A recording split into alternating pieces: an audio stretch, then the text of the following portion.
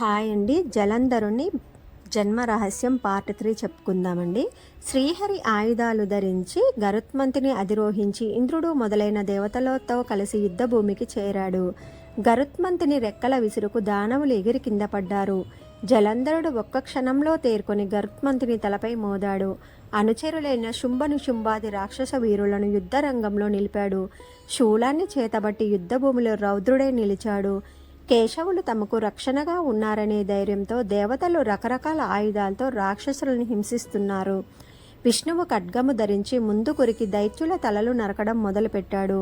బాణాలతో జలంధరుని ధ్వజాన్ని, ధనస్సును, ఛత్రాన్ని ఎగురగొట్టాడు.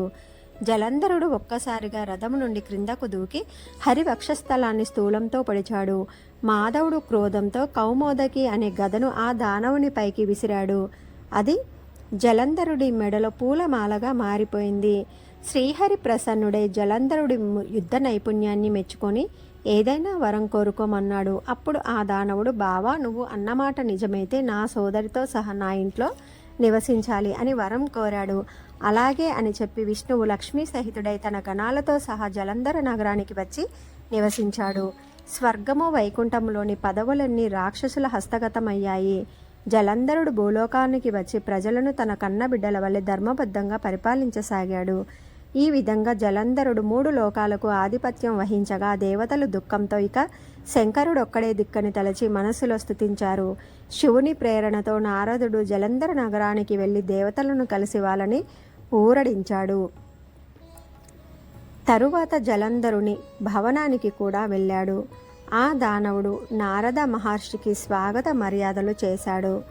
అప్పుడు నారద మహర్షి, ఓ దానవ సార్వభౌమ, నువ్వు చాలా బుద్ధిమంతుడవు. పరాక్రమంలో నీకు సరి అయిన వారు లేరు. సాక్షాత్తు లక్ష్మీనారాయణుని ఇంట్లో లేగదూడల్లా కట్టేసుకున్నావు. నేను ఈ మధ్య కైలాసం వెళ్ళాను. అక్కడ పార్వతీ సహితుడైన పరమేశ్వరుని చూశాను. ఆ పార్వతి ఎంత అందంగా ఉందో! ఇంత సంపద ఉన్న నీ దగ్గర అటువంటి శ్రీరత్నం లేకపోవడం నిజంగా నీకు గొప్ప లోటు అని చెప్పి అక్కడి నుండి నిష్క్రమించాడు. జలంధరుడు రాహువుని శివుని దగ్గరకు దూతగా పంపాడు. రాహువు కైలాసానికి వెళ్ళి శివునితో, త్రిలోకాధిపతి అయిన జలంధరుని దూతను నేను. రాక్షస సామ్రాజు ఆజ్ఞను మీకు విన్నవిస్తున్నాను.